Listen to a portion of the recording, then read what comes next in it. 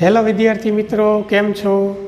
Last લેક્ચરની અંદર આપણે ન્યુટ્રોનની શોધ ચેડવિકે કરી એવી ચર્ચા કરી ગયા, એનું સમીકરણ વિશે પણ ચર્ચા કરી અને સ્થાયી ન્યુટ્રોન છે એમના વિશે પણ ચર્ચા કરી. આ ઉપરાંત આઇસોટોપ્સ, આઇસોબાર, આઇસોમર, બરાબર, એવી જુદી જુદી ચાર આપણે વ્યાખ્યાઓ એના ઉદાહરણ સાથે જોઈ, બરાબર. આઇસોમર છે તો આ બધી વ્યાખ્યાઓને અંતે આપણે લાસ્ટમાં બે એક્ઝામ્પલની પણ ચર્ચા કરી. તો આજના લેક્ચરની અંદર આપણે ન્યુક્લિયસની ત્રિજ્યા કેવી રીતે મેળવવામાં આવી અને ન્યુક્લિયસની ત્રિજ્યા અને પરમાણુ દળાંક વચ્ચેનો સંબંધ શું છે એની ચર્ચા આજે આપણે આ લેક્ચરની અંદર કરવાની છે. તો મેઇન હેડિંગ છે ન્યુક્લિયસનું પરિમાણ અને ન્યુક્લિયર ત્રિજ્યા અથવા ન્યુક્લિયસની ત્રિજ્યા પણ તમે બોલી શકો છો. તો વિદ્યાર્થી મિત્રો, રધરફર્ડે જે આલ્ફા કણના પ્રકિરણનો પ્રયોગ કર્યો હતો, બરાબર, એમાં એણે સોનાના વરખ માટે પ્રયોગ કર્યો હતો અને સોનાના પરમાણુમાં રહેલા જે ન્યુક્લિયસ છે એની ત્રિજ્યા એણે શોધી કાઢી હતી, જે લગભગ 4×10⁻14 મીટરના ક્રમની આપણને મળી હતી. તો કહેવાનો મતલબ કે રધરફર્ડે જે આલ્ફા કણનો પ્રકિરણનો પ્રયોગ કર્યો એના અંદાજ મુજબ જે ન્યુક્લિયસની ત્રિજ્યા છે એ 10⁻14 મીટરના ક્રમની મળી, બરાબર. ત્યારબાદ ઘણા બધા પ્રયોગોને અંતે ન્યુક્લિયસની જે ત્રિજ્યા છે એ ચોકસાઈપૂર્વક માપવામાં આવી. તો એવું કહેવાય છે કે રધરફર્ડે આલ્ફા કણને બદલે ઇલેક્ટ્રોનને સોનાના ન્યુક્લિયસ પર આપાત કરી અને પ્રયોગ કર્યો હતો. ત્યારબાદ આલ્ફા કણ માટે પણ પ્રયોગ કર્યો હતો અને જુદા જુદા તત્વોના પરમાણુ માટે પણ એમણે પ્રયોગ કરેલો અને બધાને અંતે એણે ન્યુક્લિયસ જે છે એની ત્રિજ્યા 4×10⁻14 એટલે નિયર અબાઉટ 10⁻14 મીટરના ક્રમની પ્રાપ્ત થાય છે એવી માહિતી આપી. આ ઉપરાંત વિદ્યાર્થી મિત્રો, ન્યુક્લિયસ છે, બરાબર, એ ન્યુક્લિયસની અંદર બધી બાજુ સમાન રીતે ઘનતા વહેંચાયેલી નથી. ઘનતા છે એ સતત બદલાતી જાય છે. કેન્દ્રથી તમે થોડાક અંતર આર સાથે આગળ વધો તો એક સમાન ઘનતા જોવા મળે છે, પણ ન્યુક્લિયસનો જે પૃષ્ઠભાગ છે એ પૃષ્ઠભાગ ઉપર ઘનતા ચોક્કસ જોવા મળતી નથી. તો આપણે અહીંયા ન્યુક્લિયસની ઘનતામાં થતો ફેરફાર, એનો અંતર સાથેનો આલેખ જોવાનો છે અને એક સંબંધ વિશે ચર્ચા કરી અને એક્ઝામ્પલ વિશે ચર્ચા કરીએ. તો ફર્સ્ટ ઓફ ઓલ આપણે લખશું રધરફર્ડના આલ્ફા કણના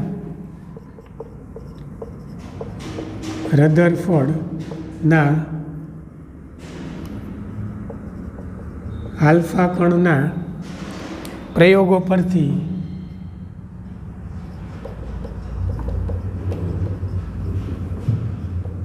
પ્રાથમિક અંદાજ મુજબ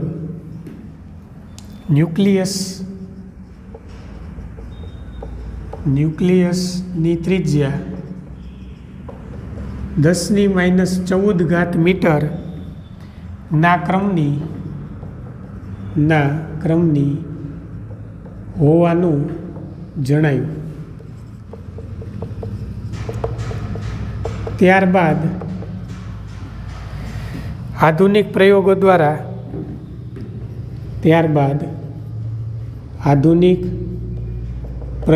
દ્વારા વધુ ચોકસાઈપૂર્વક અવલોકનો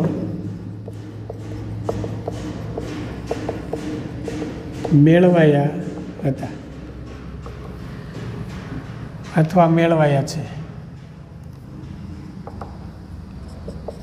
નેક્સ્ટ ટોપિકમાં આપણે લખીએ કે ન્યુક્લિયસના દ્રવ્યની ઘનતા સમગ્ર ન્યુક્લિયસના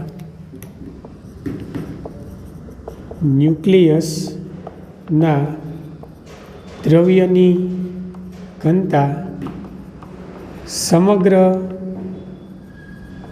ન્યુક્લિયસમાં એક સમાન હોતી નથી. બરાબર. તેના કેન્દ્રથી અંતર આર સાથે તેના એટલે ન્યુક્લિયસના કેન્દ્રથી અંતર આર સાથે ઘનતામાં થતો ફેરફાર આકૃતિમાં દર્શાવેલ છે. એટલે કે આપણે આકૃતિ ધ્યાનમાં લઈએ.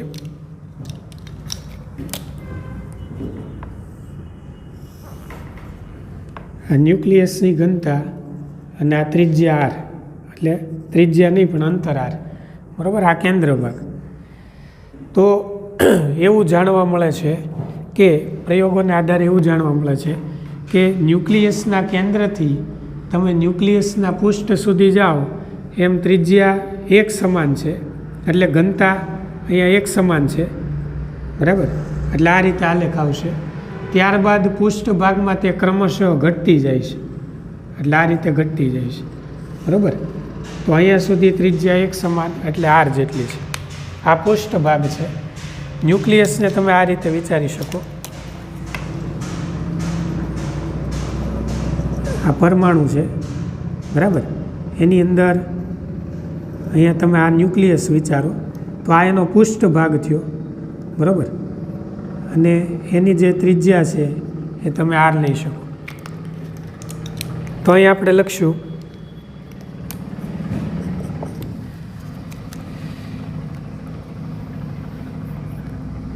ન્યુક્લિયસના કેન્દ્રીય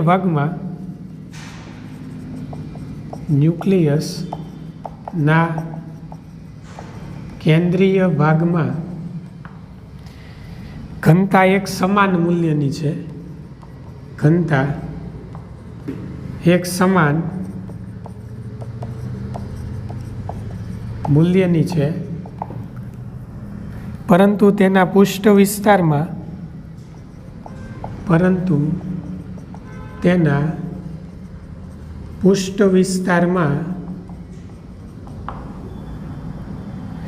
તે ક્રમશઃ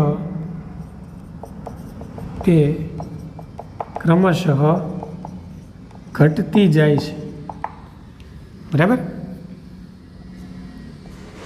અહીંયા તમે જોઈ શકો કે ન્યુક્લિયસના કેન્દ્રીય ભાગમાં ઘનતા એક સમાન છે, એટલે આલેખ છે એ સીધી રેખામાં જાય છે.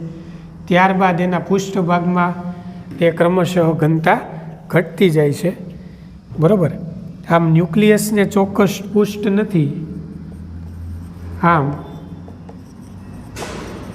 ન્યુક્લિયસને ચોક્કસ પૃષ્ઠ નથી, પરંતુ તેને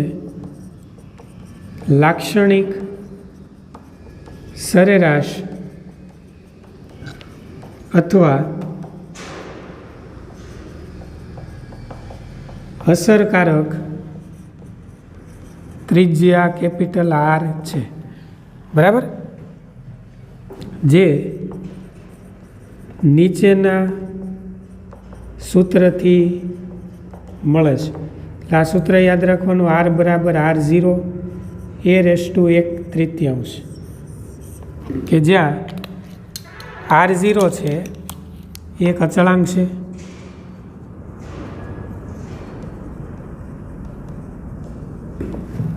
બરાબર. અથવા તમે એમ પણ લખી શકો કે તે R0 છે એ અચળ છે, અને R0નું મૂલ્ય કઈ ભૌતિક ઘટના પર આધારિત પ્રયોગો કરવામાં આવ્યા છે. R0નું મૂલ્ય કઈ ભૌતિક ઘટના પર આધારિત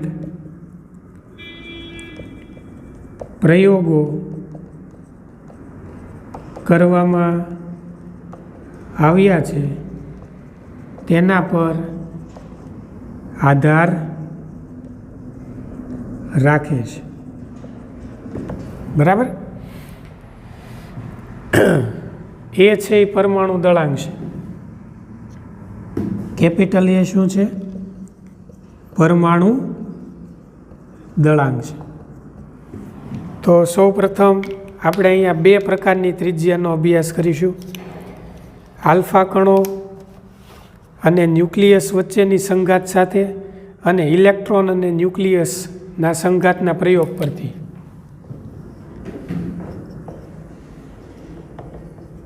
આપણે અહીંયા વાત કરી કે ભાઈ R0નું મૂલ્ય કઈ ભૌતિક ઘટના પર આધારિત પ્રયોગો કરવામાં આવ્યા છે એના ઉપર આધાર રાખે.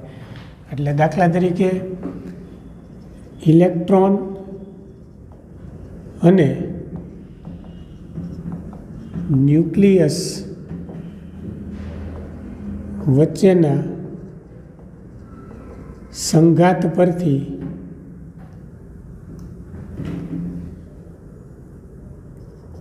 કેન્દ્રથી જે અંતરે કેન્દ્રથી 50% અંતરે એમ પણ લખી શકાય, 50% અંતરે કેન્દ્રથી 50% અંતરે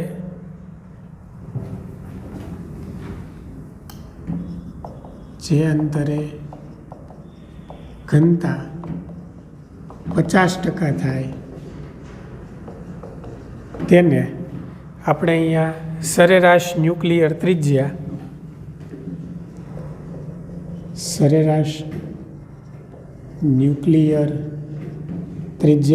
કહે છે.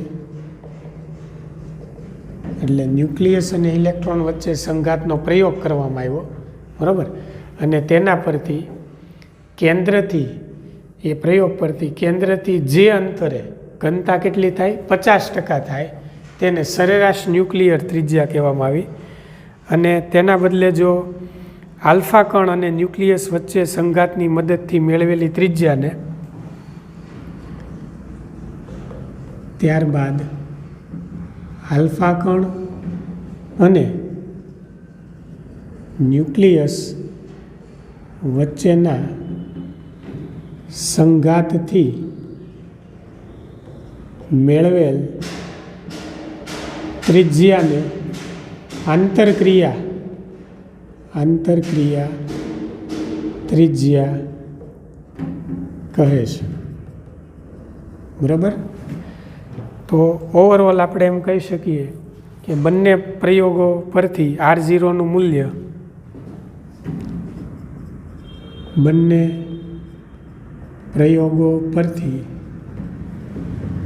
R0નું મૂલ્ય 1.1 ફર્મીથી 1.2 ફર્મી વચ્ચે મળે છે, બરાબર. આપણે ગણતરી માટે 1.1 ફર્મી અથવા તમે 1.2 ફર્મી લઈ શકો છો, બરાબર. તો ન્યુક્લિયસના એના મૂલ્ય પરથી R મેળવી તેનું આપણે કદ મેળવી શકીએ છીએ. ન્યુક્લિયસના એના મૂલ્ય પરથી R મેળવીને ન્યુક્લિયસનું કદ મેળવી શકાય અને દળના છેદમાં કદ પરથી ન્યુક્લિયસની ઘનતા મેળવી શકાય. જેમ કે અહીંયા તમે એનું મૂલ્ય જાણતા હો જે તે તત્વ માટે, બરાબર, જે તે તત્વના પરમાણુ માટે. તો R0નું મૂલ્ય 1.1 અથવા 1.2 ફર્મી લઈ લો, સાદુરૂપ આપી દો એટલે R મળી જશે. R મળી જાય એટલે ન્યુક્લિયસનું કદ મળે. ચાલો, ન્યુક્લિયસનું કદ V બરાબર કેટલું હોય 4/3 પાય R ઘન. તો V બરાબર 4/3 પાય આરનું મૂલ્ય R0 a⁻1/3 એનો ઘન.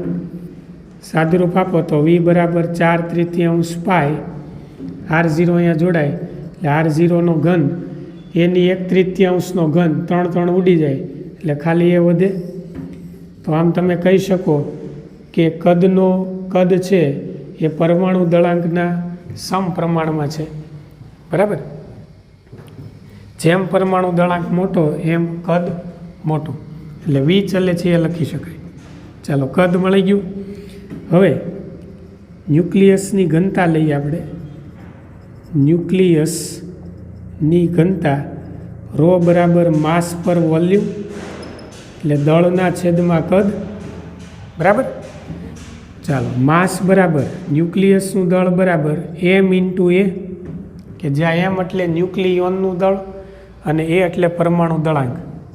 કાઉન્સમાં લખી નાખવાનું કે જ્યાં m બરાબર કેપિટલ M બરાબર સ્મોલ m × a. આ ન્યુક્લિયસનું દળ છે, ટૂંકમાં લખ્યું છે ન્યુક્લિયસનું દળ, બરાબર.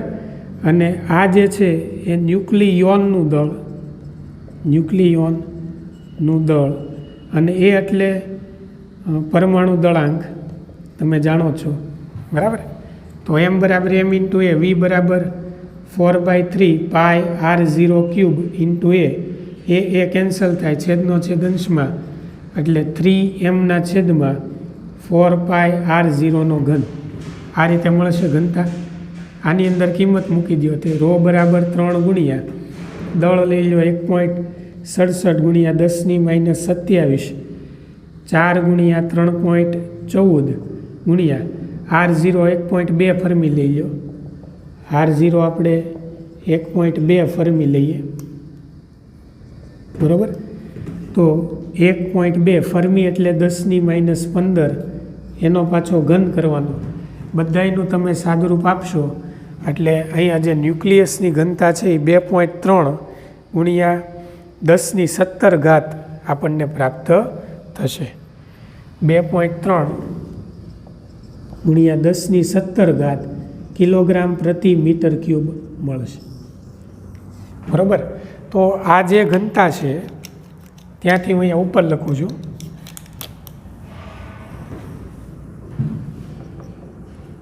આ ઘનતા એટલે ન્યુક્લિયસની ઘનતા પાણીની ઘનતા કેટલી હોય? 10⁻³ કિલોગ્રામ પ્રતિ મીટર ક્યુબથી કેટલા ગણી વધારે છે? તો કે 2.3 ગુણ્યા 10⁻14 ગણી વધારે છે, બરાબર. પાણીની ઘનતા કેટલી હોય? 10⁻3. એની કરતાં ન્યુક્લિયસની ઘનતા કેટલા ગણી વધારે છે? તો કે 2.3 ગુણ્યા 10⁻14, 14માં 3 ઉમેરો એટલે 17 થઈ ગઈ, બરાબર. એટલે 2.3 ગુણ્યા 10⁻14 ગણી વધારે છે, બરાબર. આમ ન્યુક્લિયસની ઘનતા આટલી બધી મોટું હોવાનું કારણ પરમાણુ ખાલી છે. આમ ન્યુક્લિયસની ઘનતા ઘણી વધારે હોવાનું કારણ પરમાણુ મહદઅંશે ખાલી છે,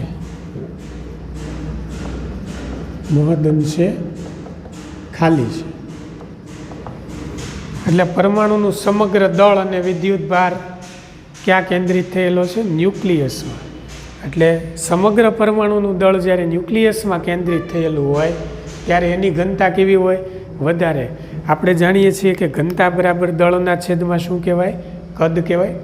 એટલે જેનું દળ વધારે એની ઘનતા કેવી થશે? ઓબ્વિયસલી વધારે થશે, બરાબર. તો વિદ્યાર્થી મિત્રો, આટલી થિયરી થઈ, બરાબર. હવે આપણે સ્વાધ્યાયનો એક અહીંયા એક્ઝામ્પલ તમને મારે સમજાવવાનો છે. તો સ્વાધ્યાયનો 13.21 એક્ઝામ્પલ કાઢો. સ્વાધ્યાયનો 13.21 એટલે 21મો દાખલો કાઢો, એની રકમમાં ધ્યાન આપો. તો 21મા દાખલાની રકમ હું અહીંથી બોલું છું એ પ્રમાણે તમારે ધ્યાન રાખવાનું છે. તો r બરાબર r0 a⁻1/3 એટલે આ સંબંધ, જ્યાં r0 અચળાંક છે, એ ન્યુક્લિયસનો દળાંક છે. પરથી દર્શાવો કે ન્યુક્લિયસ ન્યુક્લિયર દ્રવ્યની ઘનતા લગભગ અચળ હોય છે, એટલે કે એ પર આધારિત નથી.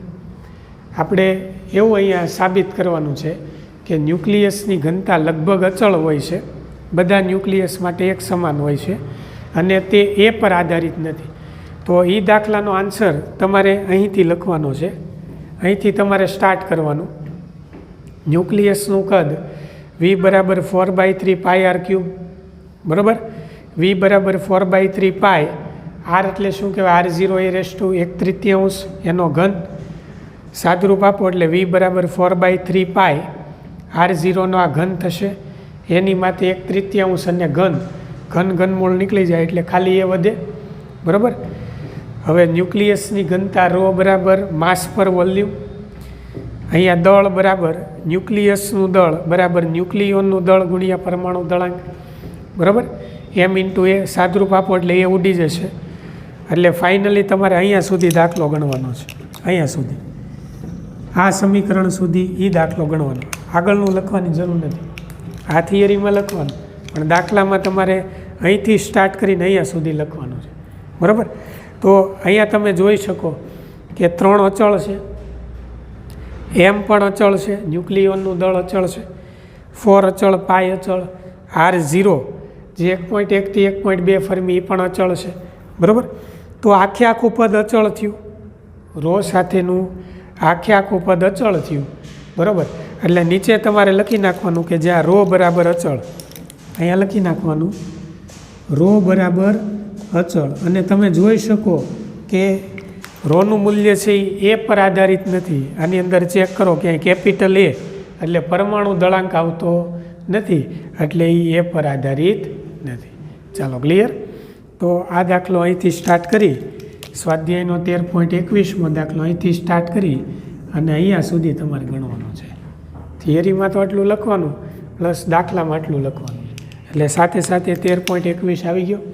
હવે આપણે એના જેવો જ એક ઉદાહરણનો દાખલો જોઈએ. તો ઉદાહરણ નંબર 1 કાઢો.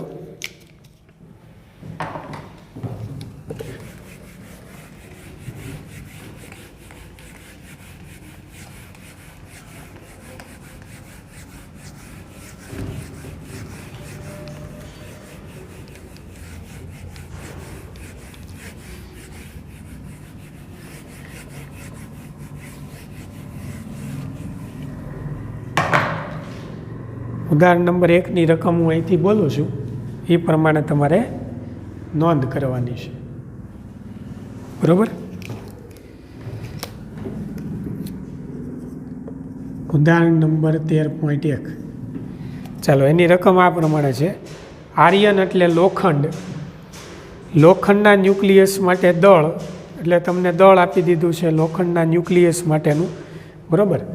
એટલે લોખંડના ન્યુક્લિયસનું દળ MOFE તમને આપેલું છે 55.85 U. આપણે જાણીએ છીએ કે 1 U બરાબર 1.66 ગુણ્યા 10⁻⁻27 કિલોગ્રામ.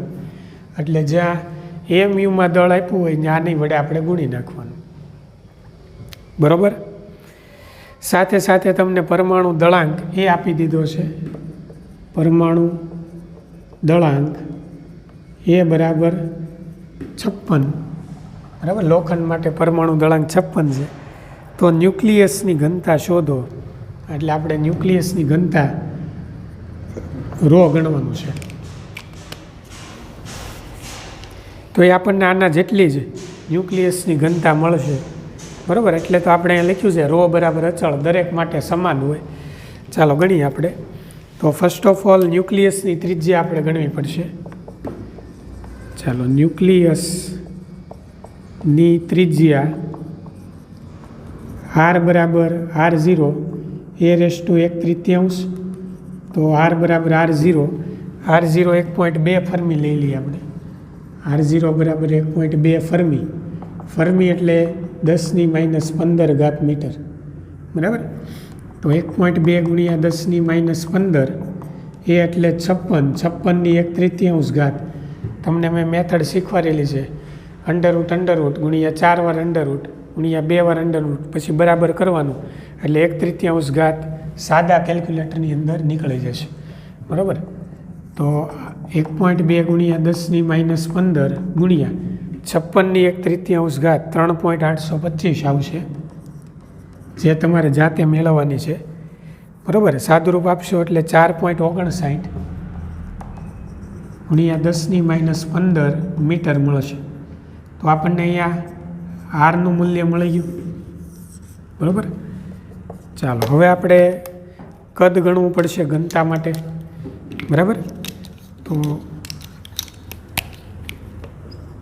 ન્યુક્લિયસનું કદ V બરાબર 4/3 πr ઘન એટલે 4/3 ગુણ્યા પાય એટલે 3.14 ગુણ્યા r એટલે 4.59 ગુણ્યા 10⁻15 બરાબર એનો ઘન બધાયનો સાદુરૂપ આપો એટલે 4.05 ગુણ્યા 10⁻43 ઘાત મીટર ક્યુબ એકમ લખવો જરૂરી છે. ચાલો આ કદ મળી ગયું. હવે ઘનતા ρ બરાબર માસ પર વોલ્યુમ. તો અહીંયા તમને માસ આપી દીધું છે. બરાબર. M/Fe છેદમાં V. ચાલો માસ કેટલું છે 55.85 યુને આપણે ફેરવી નાખીએ છે એમાં કિલોગ્રામમાં એટલે 1.66 ગુણ્યા 10⁻27 ઘાત વડે ગુણવું પડે. કદ તમને મળી ગયું 4.05 ગુણ્યા 10⁻43 ઘાત. બધાયનું સાદુરૂપ આપશો એટલે 2.29 ગુણ્યા 10⁻17 ઘાત ગુણ્યા 10⁻17 ઘાત કિલોગ્રામ પ્રતિ મીટર ક્યુબ. એટલે ચેક કરો 2.3 અને 2.29માં કાંઈ ફેર નહીં, નિયર એબાઉટ આને 2.3 જ લખી શકાય. તો આપણને ઘનતા મળી ગઈ. આમ સમગ્ર પરમાણુના બધા પરમાણુઓના ન્યુક્લિયસની ઘનતા છે એ લગભગ એક સમાન હોય છે, જે 2.29 અથવા 2.30 ગુણ્યા 10⁻17 ઘાત કિલોગ્રામ પ્રતિ મીટર ક્યુબ જેટલી હોય છે. બરાબર. તો આ થઈ ગયો ઉદાહરણ નંબર 13.1.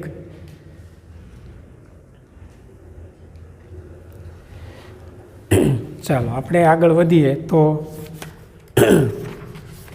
હજી એક એક્ઝામ્પલ આપણે સ્વાધ્યાયનો આપેલો છે તે આપણે ગણી નાખીએ. તેને આ થિયરી સાથે કાંઈ લેવા દેવા નથી. 13.20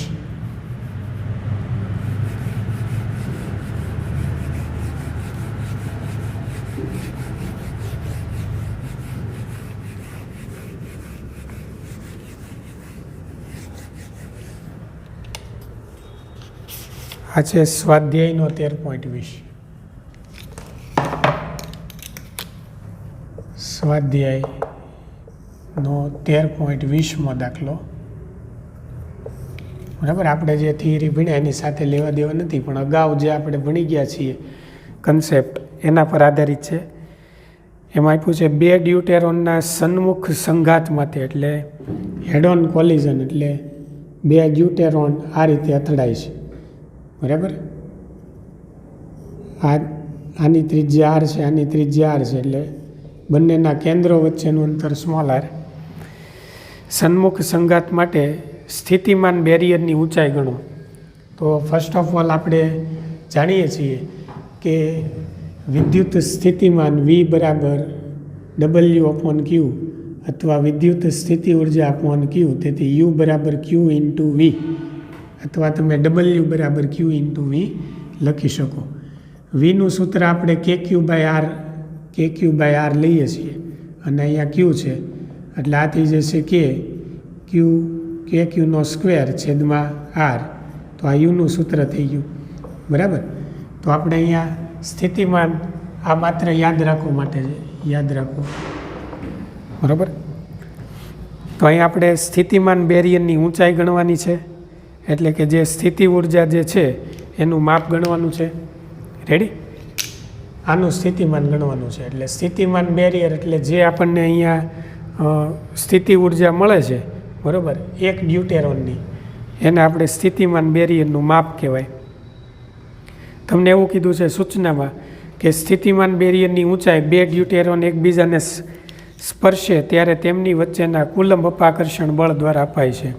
એટલે બે ડ્યુટેરોન બે ન્યુક્લિયસ જ્યારે એકબીજાને સ્પર્શે ત્યારે સ્થિતિમાન બેરિયરની ઊંચાઈ આ રીતે આર વડે દર્શાવવામાં આવે છે. બરાબર. એટલે આના માટે આપણે સ્થિતિમાન નહીં પણ સ્થિતિ ઉર્જા ગણવાની છે.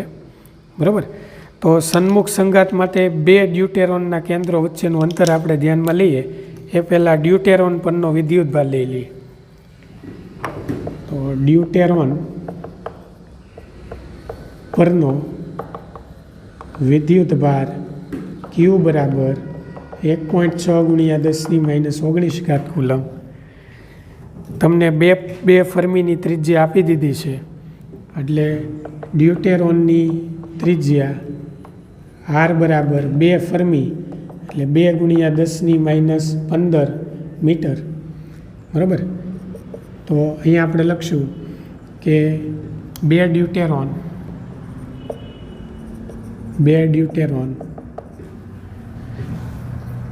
ના કેન્દ્રો બે વચ્ચે સંઘાત થાય ત્યારે બે ડ્યુટેરોનના કેન્દ્રો વચ્ચેનું અંતર જે આપણે સ્મોલ આર લીધેલું છે એ આર પ્લસ આર જેટલું થાય. એટલે 2 × 2 × 10⁻15 એટલે આ થઈ જશે